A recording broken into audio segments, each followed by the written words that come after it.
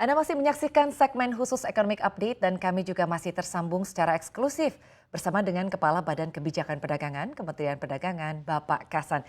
Ya Pak Kasan, kita lanjutkan lagi dialognya Pak. Ini kan kalau kita lihat begitu ya Pak, ini angka inflasi di China masih cukup tinggi dan juga di Amerika juga cukup tinggi, 8,5 begitu. Lalu juga kalau kita lihat sinyal resesi begitu di Amerika dan juga secara global. Sebetulnya ini akan seperti apa dampaknya kepada Indonesia begitu khususnya di bidang perdagangan Pak dari kedua negara ini?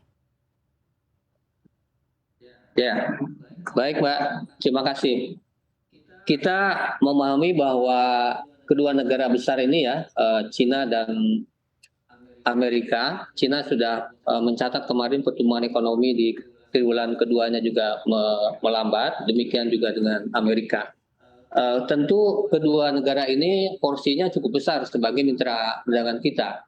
Nah, sehingga secara perdagangan bilateral tentu ini akan mempengaruhi terhadap eh,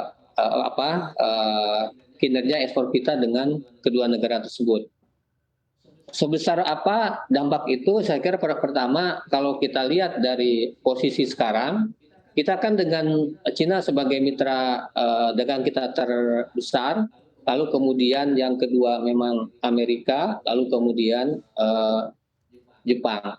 Nah, dalam hal ini, dalam konteks produk-produk yang kita ekspor selama ini ke kedua negara itu, justru selama pandemi atau selama COVID dan juga berlanjut setelah adanya perang Rusia Ukraina ini, saya mencatat bahwa kinerja kita dengan kedua negara ini sebenarnya masih cukup baik dan tumbuh di atas 2 digit. Nah, misalnya untuk non migas kita dengan Cina di semester 1 tahun ini itu masih tumbuh hampir 28%. Lalu dengan Amerika Serikat juga tumbuh hampir 15%. Nah, sehingga kalau ekonomi Amerika dan Cina mengalami perlambatan, tentu bisa jadi mereka akan mempengaruhi terhadap seluruh aktivitas perdagangan global. Tapi seberapa besar dampak ke kita? Rasanya kalau menurut saya dengan melihat fakta bilateral perdagangan kita dengan Cina dan juga Amerika Serikat, terutama yang dari sisi produk adalah banyak juga kebutuhan-kebutuhan yang menjadi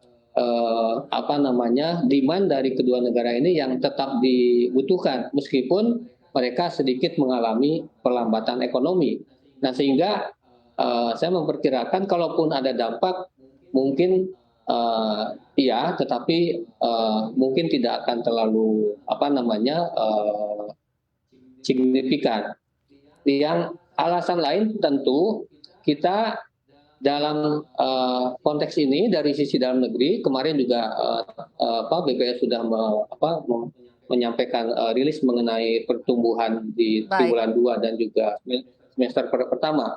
Indikator yang bisa saya baca adalah indeks PMI manufaktur kan kita juga masih ekspansif dan saya kira ini adalah bagian juga dari pemenuhan untuk order-order yang sifatnya orientasi ekspor, Mbak.